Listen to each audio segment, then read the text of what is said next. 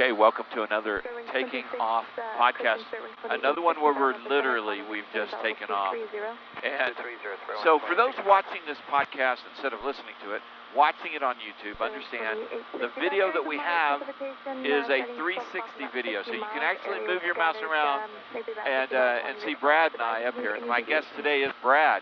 Brad, you are a captive audience guest here. Well, thank you for having me on the podcast, Dan. So, Brad, you were sitting left seat, you were flying Lola and have been flying Lola. But right now, the flight controls are mine. Flight controls are yours. My flight controls. Okay, so I'm going to... I've got it. We're actually flying along. Everything's fine. We're going from North Carolina to Fort Worth, home to Fort Worth. We've been out on a shoot.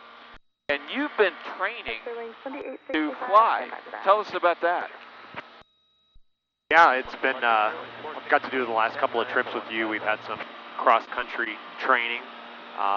This particular trip that we went on, we headed east out to the East Coast. About a 5.5-hour flight out. We fought a lot of headwinds to get out there. And to the East Coast? No, we actually had tailwind. Oh, did I say headwind? Yeah, I meant tailwind. We're fighting the headwind coming back in. Yeah, we're going low and slow today. Low and slow, yeah. We did get up high enough. Yeah, so on the trip out, we got up pretty high. We were at, gosh, I forget now. How high were we? We were at like 18. Were we still in? We were at 17,500 on flight following. All right. VFR. So we were still in Class E airspace. Is at flight level 18. That's Class A up there, right? Right. Okay. So we'd have to be VFR for that, which was good. VFR, yeah. So we stayed at 17.5 so we could remain VFR, but we did need oxygen up there. And I'd done an experiment with you before, a couple flights prior, where you were flying, and I was experimenting to see how long I could last without oxygen and pulsometer and all that. And what your hypoxia effects were. To get an idea of that. What was interesting is that I was able to endure without oxygen much longer then, but on this flight heading out, I felt the effects of hypoxia much sooner. Hold on. And by the way, for those listening, we are having to listen to ATC and for them to call out to us. So, okay, but go on, Brad. Yeah, so I felt the effects of hypoxia much sooner. And interestingly enough, the thing that came on the soonest was an upset stomach. Oh, that's not good. No, not at all. Not in the plane. On the plane. But I heard 4-6. Sterling 416. How do you hear Memphis? Okay, it's not us. Okay. We had a couple of the numbers there. I think we only won $3 on that lottery ticket. Yeah. But yeah, so nausea would come on. 416, Sterling 416, going to Las Vegas. That does sound like your tail number. Yeah, she's trying to get a hold of that one going to Vegas. It'll take a couple of breaths of oxygen. It would go away immediately, but yeah, I was experiencing the lightheadedness. Really, tunnel vision was setting in right away, but a few puffs of that felt better. And pull the mask back off. We'll talk on the radio and do some things. But then it would come back pretty quickly, so there was a pretty regular rhythm of consuming oxygen and talking on the radio. I haven't found a good way to put my microphone underneath and talk at the same time. Maybe there's we're using, I like the full mask. I have a cannula back there, and you can use cannulas up to 18,000. I just like the full mask, and better than the cannula. What was the control that we were using that was regulating the oxygen flow? Because it would only come out when we would breathe in. So Mountain Air, I think, is the name of the manufacturer. I saw it online. I've got a review coming soon on that, because this is the second flight that I've used it, and the problem I was having was if we were flying 3 hours and there were 3 of us in the airplane, I pretty much sucked the oxygen dry. And I remember that flight. Yeah, I remember it going down really, really fast. Yeah, so I saw somebody post something about this Mountain High system, and I'm like, well, I don't need another oxygen system. And they said, no, it's a supplemental to help conserve the regulate it. Yeah, regulate it. And so it's not cheap, but I got it, and so instead of, I used it the very first time with Brian Turner and his wife Erin going to Florida, so over 3.5 hours at flight level 210, so way high. And we only got 2 places that are regulated. Erin's wasn't regulated, and we went from 17 to 11. It used to be 17 to 600, which is 600 to me is my empty level. So I was very impressed. Yeah. It did really good. And then for you and I, without the third person, we went from 17 to 13. 13, yep. Yeah, so very pleased with the performance of that system. And it's not the only one out there, but it's a regulator for onboard oxygen. Okay, so Brad, you've been training, you've soloed, and now you're getting your cross country in, and you're also getting your high performance and complex time in by flying Lola, the 210. Yeah. So, how has training been? Training's been a lot of fun, and I've enjoyed, first starting out everything, there's so much, I think you call it drinking from a fire hose. As I've gotten more comfortable with radio work and checking all of our gauges and checklists, some of them getting partially memorized, adding in things like our prop and rocket manifold pressure and things like that. Remembering to put gear up and down. All those things have been nice. We had a multitasking. I'm enjoying that more because I've gotten some of the basics down. So adding those on and learning those has been a fun challenge. Yeah. Well, you're getting more and more comfortable in the plane. I know I can be an impatient instructor at times. So you've been... True statement. Yeah, so you've been doing really good. And but what's good is like the times that you are impatient, it's like I'll say, Dan, we just gotta give me a second. You back off and give me the second. So yeah, unless we're on the runway and somebody's bearing. Yeah, right. There are a few times where it's like, okay, I'm impatient, but for cause. For a good reason. Yeah, and you explain that. So, what has been the most thrilling so far in your training? Thrilling moment. We'll have to edit out this long pause here. I'm just going through my Rolodex of fun moments here. Well, I can speak for today. So this morning, we got up really early. And this was really the first time night flying. Right. Got a little bit of that this morning. I like to get up. My youngest daughter likes to get up early in the morning too, but really, I'm the person in my family likes to get up early in the morning. It's calm. At the house, I get a cup of coffee, I read my Bible, and I feel like I'm getting a jump start on the day, and it's super calm. Well, this morning I got to experience that, but at 8,000 feet, and there was something really peaceful about being up in the skies, and we were flying IFR, but we had moments of VFR, and I don't know, it was just beautiful up here. Seeing the sun slowly rise, clouds kind of drift by. The ATC seemed even calmer in the morning too, a lot more jovial, and had time really just to be personable. And they're personable during the day too, but it gets a lot more intense. And what we forget in almost every walk of our life, there's a human factor, and sometimes it gets canceled out, and I got to experience that more this morning. Well, we were at a Class C. We were at Raleigh-Durham, and what was kind of fun is that the controller who answered the clearance for our IFR clearance then was the same controller for ground, which is unusual. And then tower was the same controller, right? So she had all, and then she was also regional approach. So she handed us off to herself 3 or 4 times. So it's fun at that point. Target 2180, team up the center, climb and maintain flight level 230. Climb and maintain flight level 230. What was it like to solo? Because you soloed recently. Yeah, so I guess you've slept since then. A little bit, yes. Soloed a couple months ago. The solo was very surreal. I knew it was coming, but it isn't until your instructor pops out into the plane, engine's still running, endorses the back of my logbook, and he's like, "All right, it's all yours." Toss the book in the back, the door slams, and then there's that moment that sets in. It's like they actually trust me in this plane to do what we've been practicing all. And for me, it was a very intense week to practice what we've done all week. But I remembered it all. Yeah, and right at sunset too. And it was, yeah, there's a little bit of element of where I didn't have enough time to do the customary three touch and goes. He told me that ahead of time. He's like, "All right, you're just gonna have time for one, but hey, that still counts as a solo."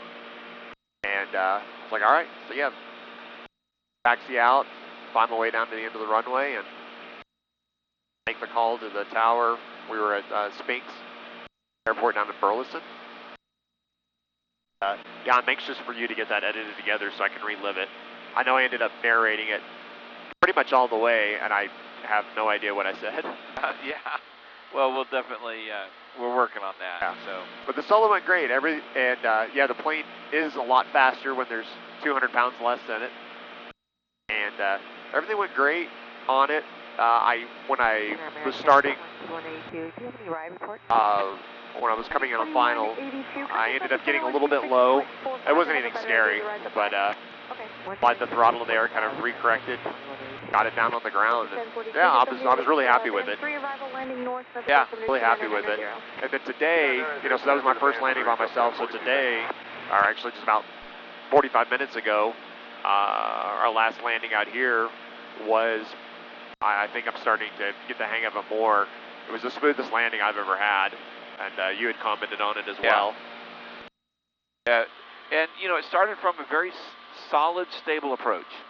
We were, not doing crazy maneuvers, and you established a really good 300 foot a minute kind of descent rate. So everything was really, a good landing starts with a good, solid approach. Right. So that was good. And, yeah, that was your best landing. And now, for those wondering, yes, Brad is training in a high-performance complex Cessna 210, but only because I'm using it for work. And Brad and I have worked together for 20 years. And we go to shoots, and we fly Lola. So this is the time to train. It's what we have. It's what we're using. And, it's not a Cessna 172. It is taking a lot longer to learn to land. And because we're not beating up the pattern either. Right. Yeah, the landings are few and far between, especially few and far between. But, you don't really, the 210 was not made to be a trainer in the pattern because of the gear. So we want to be gentle on Lola. Yes. But you're doing really well. You're getting really comfortable. And I think just spending the hours and hours now that you've been behind the stick. I mean, I've got the autopilot for this set, but you've been hand flying just about everything. And getting just a lot. I mean, your trim now is muscle memory. You're checking the mixture is, and their temperatures on our monitor. Your heading, you're being able to, now it was a fire hose before, but now you can take 5 tasks and work them at the same time. So that's a real good progress that you're making. And when you go back to a school to finish everything off, this comfort level will really help you a lot. And that you're flying Lola, and then you go back and fly in the school's 172 or whatever, I think you're going to have a huge confidence boost. I think you're right. One analogy I've come up with is playing video games back on the Nintendo in the early 80s. A lot of the games had 3 difficulty settings. You'd get a new game and it'd be difficult just to play because you really didn't know how to play it. So instead of playing on easy, I would go ahead and just stick it on hard. And I would play it for like 30 minutes to an hour on hard, and then I would set it back to easy again, and having learned what to do at that difficulty level, putting it back on easy became, a breeze. So I'm hoping that going back to the 172 to finish up the training to work on my check ride, getting to that, I'm hoping that It's like, whoa, this is all I have to worry about right now? I can do this fast. So, Brad, you're, what are you wanting to do with a pilot's license? And why? What inspired you to go after this? Well, really, I have two factors working. One is, when it comes to flight, I've always been fascinated with helicopters, and there's just a certain freedom that it affords you, and seeing a helicopter hover, it really is like magic. So that draws me to aviation on one channel. The other is my dad was in the Air Force and was a commercial airline pilot for 30 years, and while I never had like the drive that he did for flying, I've always appreciated it, and I've always admired his skill and passion for it. So as I look towards rotorcrafts and my dad's career, he's unfortunately since passed. He passed in 2020, not to COVID, but to some other factors that were unexpected health-wise, and just crept up, and before you knew it, he was gone. So it's a tribute to my dad, and keeping it in the family, flying. I mean, those 1042, contact message approach 125. really is my two main motivations there. Yeah. Well, I know you and I have talked. You talked about how you really want to learn to fly helicopters. I feel like I kind of talked you into getting your fixed wing first. Right. But I want to learn helicopters too. Yeah. I'd love to get a rotor add-on. Maybe it's something we can team up and do together. That'd be great. Yeah, why don't you buy a Robinson and we'll train in that. We'll hire an instructor. Wait, you said you'll buy the Robinson? No, you buy the Robinson. Robinson. Okay. Or if you're going to do that, just go ahead and get the Bell 407. Sure. So, it's better than I guess, for people who, I remember early on when I got my flight instructor, I got a lot of flack because I did some videos where I gave a few lessons to people in Lola as we went cross country. And the comments I got, I can't believe you're training a student. And even though I explained, right, hey, look, they're not charging me. I'm not charging them. Yeah. We're traveling for work, and while we're doing this, hey, here's a taste of how to learn to fly. Right. But anyway, it's just funny to me that got a lot of negative comments. So not a lot, but some. Oh, okay. Well, I see nothing but positive, and we were going in Lola anyway. We're headed out. There's a lot of things that you can learn. What's great now is that you've had your solo. You've already beat up the pattern. You kind of had all that. Now we can dive into cross country. We can dive into VOR. We can dive into even, of course we did pilotage and Dead Reckoning. Then we went to VOR, and now, you're starting to learn a little bit about GPS navigation as well. So it's good to have all those things. So, all right, you need to hurry up and get your license. I'm working on it. Or certificate. I should get your certificate. Some people get bent out of shape when you say pilot's license. Right. Proper terminology. Yep. Okay. Well, Brad, thanks for shooting with me for 20 years. And by shooting, I mean filming. Okay. Gotta use proper terminology again. Well, it's not filming. It's digital bidding. So we're going to go back to focusing on our flying, our VFR, and disengage autopilot and let you do some hand flying. And for you guys listening to the podcast, thank you. We just started this podcast. We're getting some really good traction with it. You guys are telling us you like it. Go to the YouTube channel. If you're listening on Spotify or iTunes or Amazon or one of those, you go over to YouTube and leave comments on this podcast, because YouTube has its own podcast thing now, and that's where we're posting this. So, and if you can give us our love to our sponsors, that'd be great. I've got, 67 designs. I'm using their knee board right now. That's awesome. It's got a really strong magnetic clip to my iPad. So instead of having a note paper, I've got my iPad mini right here on my knee board, and I love that. From 67 designs. And also Z-Vision, the brightest landing lights and taxi lights We've also got Marshall Protection Services, Personal Protection Elevated, and Lemons Insurance. These are all run by pilots, and of course, always flying eyes. So, are you getting? I'm waiting for my updated prescription, and then I'm gonna get a new one. All right, so use our discount code. Taking off. My frequency 124.35. 24.35, 20 Yankee. Memphis Southwest 1698, flight level 210. Okay, podcast. We'll talk to you guys later. See ya.